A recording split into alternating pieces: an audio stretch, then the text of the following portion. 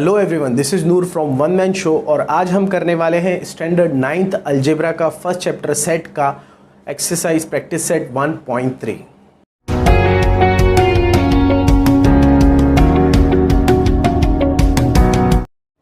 तो दोस्तों आज हम करने वाले हैं प्रैक्टिस सेट 1.3 सेट का। 1.2 तक का हो चुका है, आप लोग वीडियोस चेक कर सकते हैं। अब हम 1.3 करने वाले हैं। इसमें दो नई चीज़ें हम करने वाले हैं। एक है सबसेट। सबसेट का मतलब होता है वो सेट जो किसी सेट के अंदर पूरा का पूरा मिल जाए, उसे कहते हैं सबसेट। जैसे अगर एक सेट है नेचुरल नंबर फ्रॉम 1 to 10 और एक सेट है natural even number from 1 to 10, मतलब कि 2, 4, 6, 8 एंड 10। तो ये जो दूसरा वाला नेचुरल इवन नंबर वाला सेट है, ये नेचुरल नंबर का सेट होगा। होपफुली आपको समझ में आया होगा। जब हम सॉल्व करेंगे तो और अच्छी तरह से समझ में आएगा।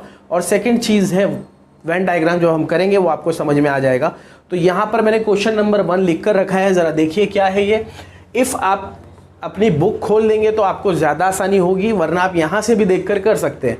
देखिए क्या है ये कि ए एक सेट है जिसमें small a b c d e ये अल्फ़ाबेट है, बी एक सेट है जिसमें C D E F ये अल्फ़ाबेट है, सी एक सेट है जिसमें B और D ये दो अल्फ़ाबेट है, और D जिसमें A और E ये दो अल्फ़ाबेट है।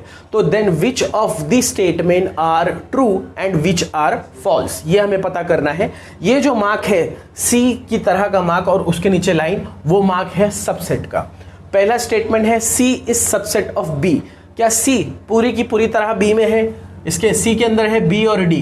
क्या B और D इसके अंदर है? नहीं। इसका मतलब ये स्टेटमेंट ट्रू नहीं है। आपको ये लिखना होगा, इसके नीचे लिखना होगा कि this statement is not true. क्या A सबसेट है D का? A तो सबसे बड़ा है और D है सिर्फ A और E, इसका मतलब A सबसेट नहीं है D का। ये भी फॉल्स स्टेटमेंट है। D is subset of B। D में देखिए A और E है और B में सिर्फ E है, इसके अंदर A नहीं है, मतलब ये भी एक फॉल्स स्टेटमेंट है। Statement number 4, D is subset of A। D में A और E है और A के अंदर भी आप देखेंगे तो A और E मौजूद है, इसका मतलब D is a subset of A। It is a true statement. Okay, फिर क्या B is subset of A? B में क्या है? C D E F। यहां पर A में C D E है लेकिन F नहीं है, तो it is a false statement. फिर ये देखिए C is a subset of A। C देखिए C में है B और A और A में भी है B और A, इसका मतलब ये C is a subset of A। तो ये है हमारा ट्रू स्टेटमेंट। अब नीचे पे सेकंड क्वेश्चन पे आइए, ये है वेन डायग्राम। यहाँ पर बोला हुआ है take the set of natural numbers from 1 to 20 as universal set and show set x and y using Venn diagram. तो इसे सॉल्व भी करना होगा। देखिए क्या बोला है उसने, यूनिवर्सल सेट लेना है मुझे 1 to 20। तो ये मैं मान लेता हूँ यूनिवर्सल सेट है मेरा। तो इसमें 1, 2, 3, 4 till 20 तक नंबर्स हैं, ठीक है। उसके बाद में देखिए x क्या है। x यहाँ देखिए, x is natural number, element of natural number, and x is more than 7 and less than 15। इसका मतलब x में आएगा 8, 9, 10, 11, 12, 13 एंड 14। लेस देन 15 है तो 14 तक ही आएगा। y क्या है देखिए, y कह रहा है कि y is a prime number from 1 to 20। 1 to 20 के बीच में जितने भी प्राइम नंबर आते हैं वो कहाँ आने वाले हैं? y में। तो देखते हैं वो कौन कौन से नंबर है। वो है 1, 2, 3, 5, 7, 11, 13, 17 and 19। Prime number are those number जो खुद के और 1 के टेबल के अलावा और किसी भी टेबल में नहीं आते। तो ये सारे हैं वो। अब आप देखेंगे कि ये दोनों भी U के सबसेट है, लेकिन आपस में एक दूसरे के सबसेट नहीं है, लेकिन कुछ चीज़ें हैं इनमें जो कॉमन है। वो कौन कौन सी हम लोग देखते हैं यहाँ पर। ये देखिए, ये एक 11 कॉमन है और एक 13 कॉमन है। ये दो चीज़ें जो है यहाँ पर कॉमन है। तो यहाँ पर यूनिवर्सल सेट के अंदर मैंने A और B बनाया है और दोनों को यहाँ पर कोलाप्स किया हुआ है। जहाँ पर ये कोलाब्रेशन है, बीच की जो जगह है वहाँ पर मैं लिखूँगा ये 11 एंड 13, क्योंकि ये दोनों में भी आ रहे हैं। तो 11 एंड 13। अब A वाले सारे लिख दूंगा। A वाले स्टार्ट फ्रॉम 8, 9, 10, उसके बाद में 11, फिर 12, उसके बाद में 13, फिर 14, बस 15 तो है नहीं, 14 तक ही है।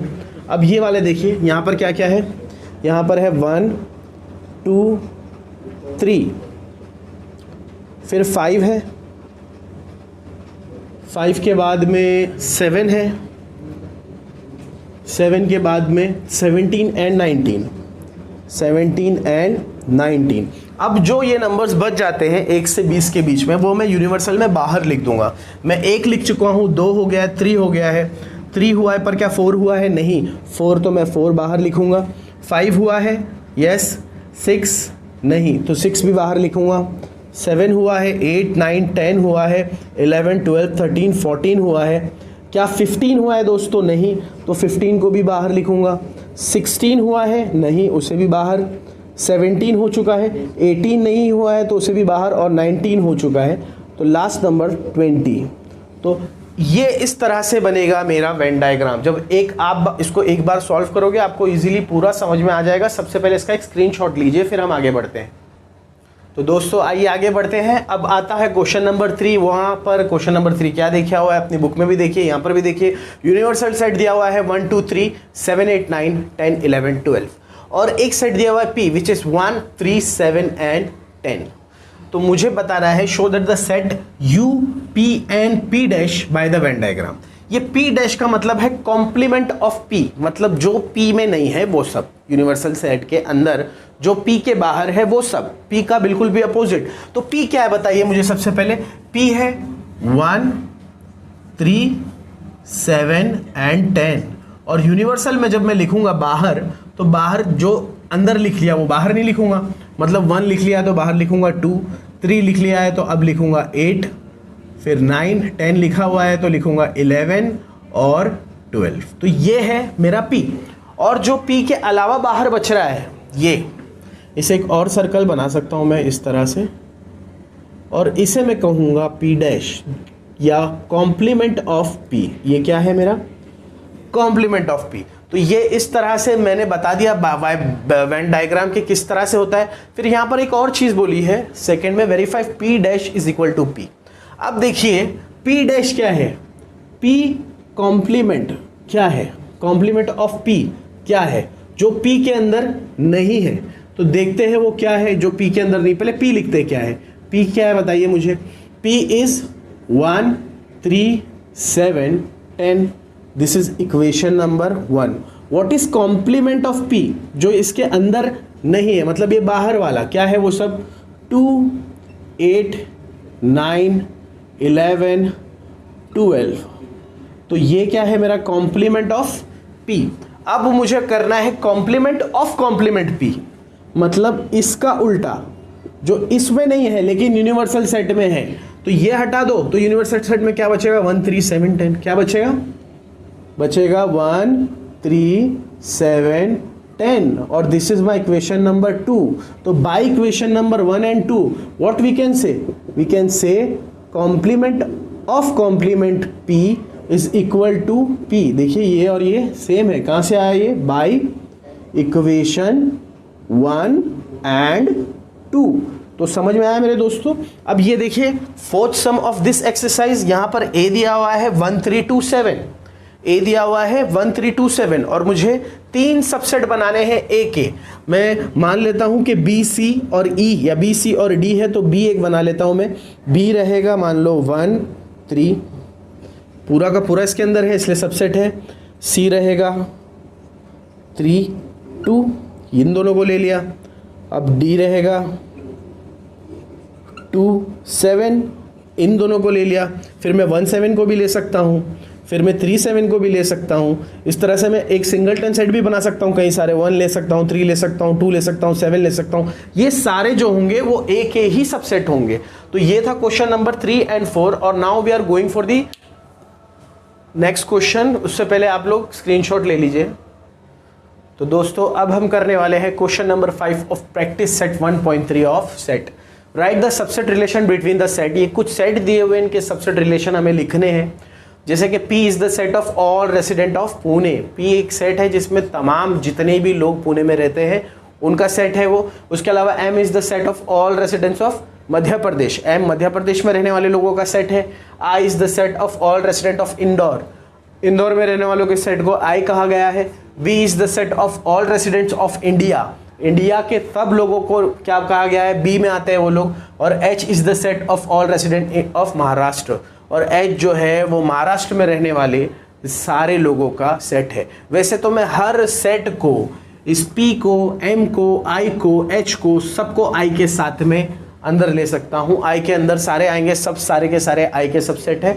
लेकिन इनके बीच में कैसे होगा, देखिए पुणे कहाँ आता है, महाराष्ट्र में है ना। इसका मतलब मैं यहाँ पर आंसर में, फर्स्ट वाले के आंसर में कुछ इस तरह से लिख सकता हूँ कि महाराष्ट्र है, पुणे क्या है, P, P is subset of, P is subset of H, H है महाराष्ट्र, ठीक है। उसके बाद में और क्या लिख सकता हूँ मैं, मध्य प्रदेश के अंदर इंदौर आता है, तो Indore is subset of Madhya प्रदेश, मतलब कि एम, ठीक है। इसी तरह मैं महाराष्ट्र और मध्य प्रदेश को दोनों को भी H is subset of B लिख सकता हूँ, भारत के है, इंडिया के है। एम भी जो है वो सबसेट है बी का, ये भी इंडिया का है। उसी तरह मैं आई और पी को भी लिख सकता हूँ, लिखने की ज़रूरत नहीं है लेकिन इतना काफ़ी है, 4। और बोल रहा है which set can be the universal set for the above set, इनमें से कौन सा सेट है जो यूनिवर्सल सेट होगा, जिसके अंदर सारे सेट आएंगे, वो कौन सा सेट है, बी। तो इसका सेकंड वाले का आंसर क्या है कि B is the universal set for all the sets. तो ये हो गया है दोस्तों क्वेश्चन नंबर 5। मैं चाहता हूं फटक से एक स्क्रीनशॉट ले लीजिए आप। तो दोस्तों आइए अब हम आगे की एक्सरसाइज करते हैं, क्वेश्चन नंबर 6 एंड 7। 2 क्वेश्चन है, गौर से पढ़िए क्या है। Which set could be the universal set for the set given below, वो कौन सा सेट है जो इन 2 सेट्स के लिए यूनिवर्सल सेट बन सकता है। पहला है, इसमें 3 चीज़ें दी हुई है, उसमें सेट ऑफ मल्टीपल ऑफ 5। अब सेट ऑफ मल्टीपल ऑफ 5 में आप नेचुरल नंबर भी रख सकते हैं, इंटीजर्स भी रख सकते हैं और होल नंबर्स भी रख सकते हैं, बिल्कुल उसी तरह से मल्टीपल ऑफ 7 में भी और मल्टीपल ऑफ 12 में भी। तो मैं कह सकता हूँ it can be natural number, whole number और integers, any of these can be universal set. इनमें से कुछ भी इसका यूनिवर्सल सेट हो सकता है। उसी तरह नीचे देखिए पी क्या है, set of integers which are multiple of 4।